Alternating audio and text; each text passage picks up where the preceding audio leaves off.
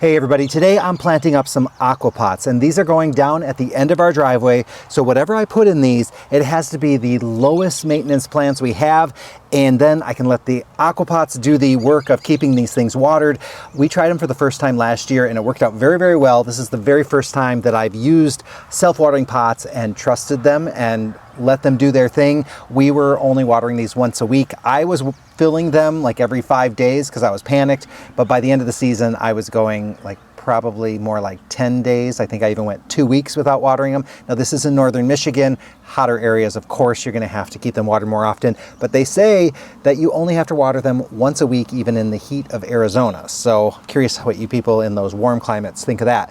Anyway, I'm going to show you what I'm going to be putting in these and kind of tell you my thought process behind it and get these planted up. But before I do that, I want to show you the anatomy of these pots. So I'm going to give you a closer look at this one. It's a little bit smaller, so it's a little easier for me to manage. So this is the watering tube. This is how your water is going to get into your reservoir. We're going to remove that for a minute, and then we're going to take out the little platform here. Now this is pretty straightforward. It's basically this disc which serves as a platform, and then there's this tube that kind of screws in, so it's adjustable. We're going to set that down on the platform, and then I want to make sure that my tube gets all the way down to the ground. So let's get that in there. Oops. So yeah, so now it's touching the ground. I don't want to have it off the bottom of the pot because then all my soil is going to fall out. There is no drainage hole at the bottom. Instead, your drainage hole is here on the side. So water is going to fill up to the reservoir, up to that platform. Anything extra is going to pour out. That's going to make it less of a chance that you're going to overwater your plants. Then we're going to reinsert the watering tube. So that just goes in there, and that's how you're going to water this. Now you do want to think about where your watering tube is in relation to your drainage hole. So if you're planning to have your drainage hole facing the back of the house, that works, but make sure that wherever this watering tube is, it's somewhere where you can access it. Sometimes if it's in the corner or something of your house or something like that, then it can be a little tricky. You may want to have it more on the side. So you'll have to decide where that's going to go. So that's my suggestions there. When you fill it up, make sure that you fill up that tube with soil, because that creates the wick, and that's going to be pulling the water up into the main basin here so that your plants can get that water as well. So that's how that one works. So this tall, narrow pot, I'm going to start with this Mexican feather grass, also called ponytails grass. And this one has this beautiful wispy kind of habit. Definitely looks like maybe a little bit like a ponytail. And it's just a very interesting one. Might not be as maybe showy as some of the other ones with the fancy plumes, but sorry, you're not going to be able to see my face much here. But I think just with the way it blows in the wind, it's going to be a really good one for it down there. Hopefully, we'll see. If not, well, live and learn. Now this one here, this is a new Calibrachoa from Proven Winners. It's a Super Bells double redstone, and it's very, very interesting. It's got such a different kind of color. It's got both this red and yellow bicolor in there, and then it's got the double petals. So just absolutely gorgeous. I mean, just take a look at some of those blooms. Really, really nice. Now, let me make sure that I get these from side to side really nice. Now this Super Bells, it seems like it might not be quite as vigorous as some of the other Super Bells, but it's still, really good at filling out in the pot and, doing its thing. So I'm not too worried about it. And then for my third plant, I'm going to use this Bee's Knees petunia. Now Bee's Knees is the same as Supertunia saffron finch. Beautiful yellow color on it, and gets a really nice habit. So this one is going to just flow over the edge of this pot and really fill out very, very nicely. And then I'm going to put one on this side. So the Supertunia is going to probably dominate a little bit. And then the Super Bells are going to just be a nice little fill, maybe a medium size in there.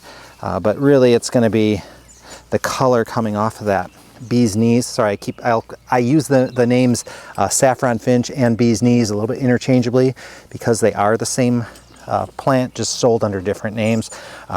But they're going to grow really well. I'm going to have to put a little bit more soil in here, but I'm not too worried about that. I'll do that after. And I just want to make sure this is as straight as I can get it. The thing about the feather grass though too is that it does tend to lean one side or the other depending on how the wind's blowing. So now let's get on to the next one.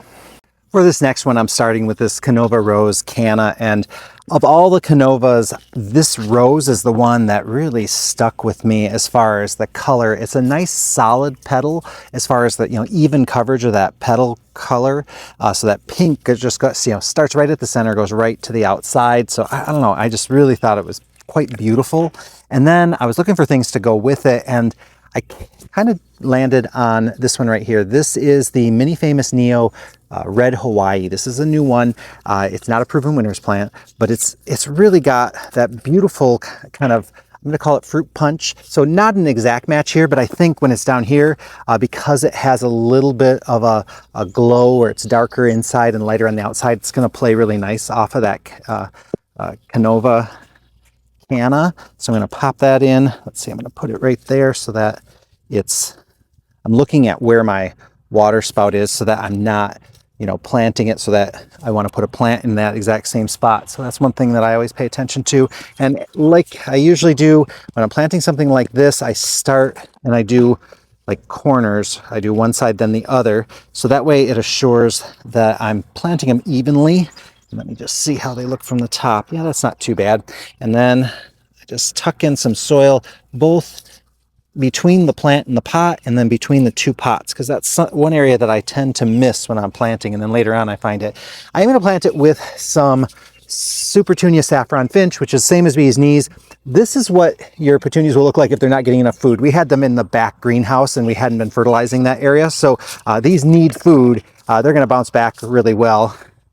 They just need to get in here into this AquaPot where they're going to be nice and happy. So these are going to look a little wimpier than those, but ultimately they would have looked pretty similar.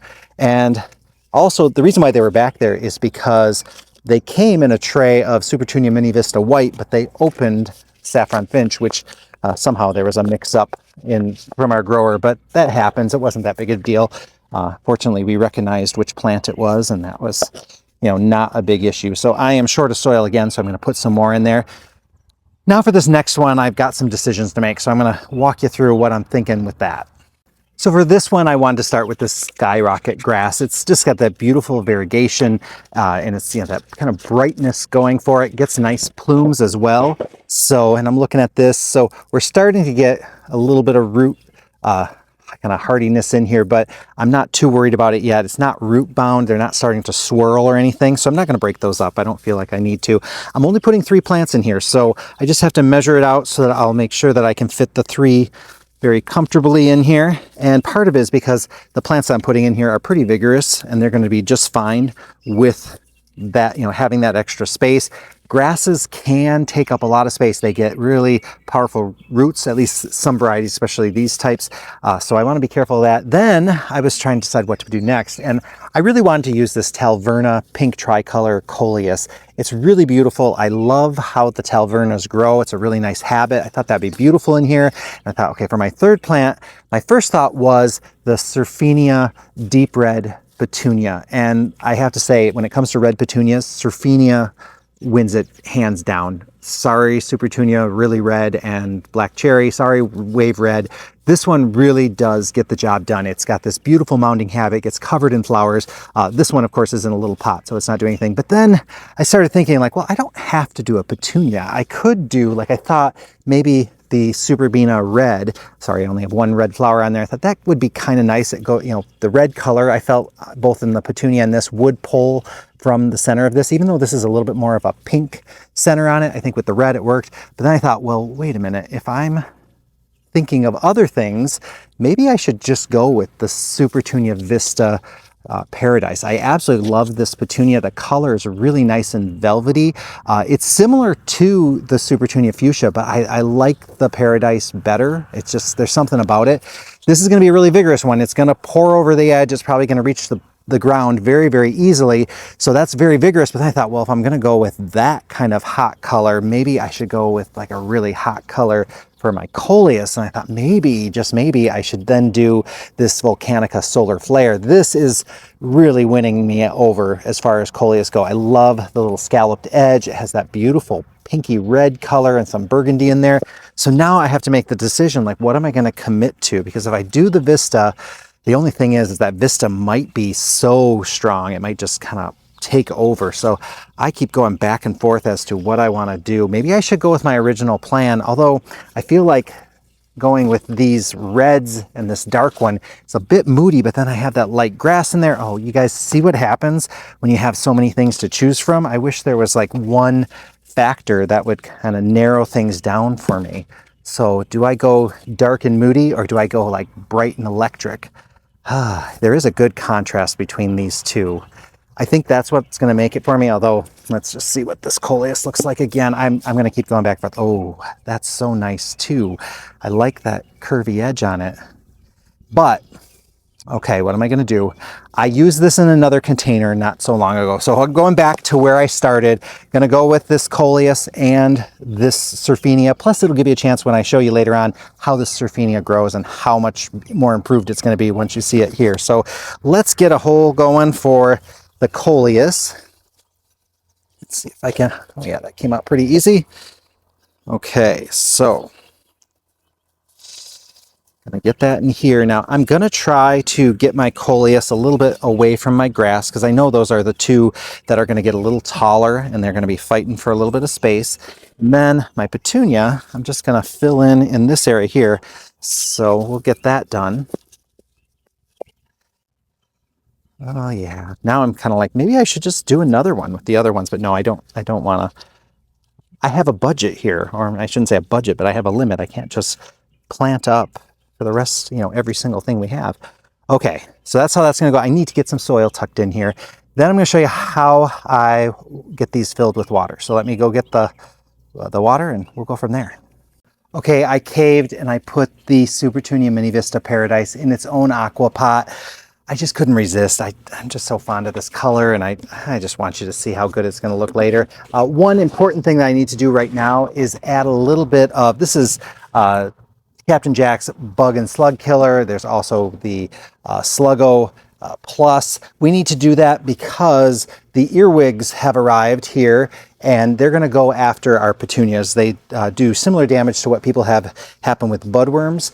If you have budworms, you end up having to spray usually for that. So we don't put tons of it in because basically it only lasts about 10 days. So you just put enough in, keep an eye on it.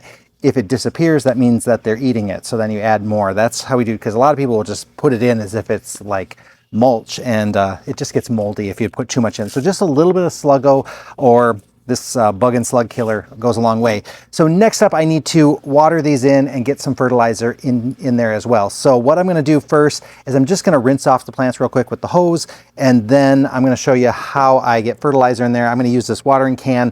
You don't necessarily have to put the fertilizer in right away. You can always wait a little while, but I want to kind of get these things pumped up real quick with extra food. So let's get started. So on this first pass, I'm just going to rinse the dirt off the flowers. I know it's not necessary, and they always say, oh, don't get your leaves wet. Well, it's windy out and it's dry enough right now. It's not something I'm really too worried about. I usually worry more about watering and when it's cold rather than when it's hot. Okay, so that is not watered in. That is not properly watered in. What I need to do now is add some fertilizer. Okay, today I'm using the Beat Your Neighbor fertilizer. It's, you know, kind of in that same vein as the Miracle Grow water soluble. And with this one, you just put 1 scoop per gallon. So this is a 2-gallon watering can. So I'm going to put 2 scoops in there and get that started. Okay, so for this one, I'm actually going to just water them in now for real. Oops, got to be careful. This is my first time using this particular watering can, so we'll see how it goes. So I want to get those first couple inches of soil nice and wet with the fertilizer.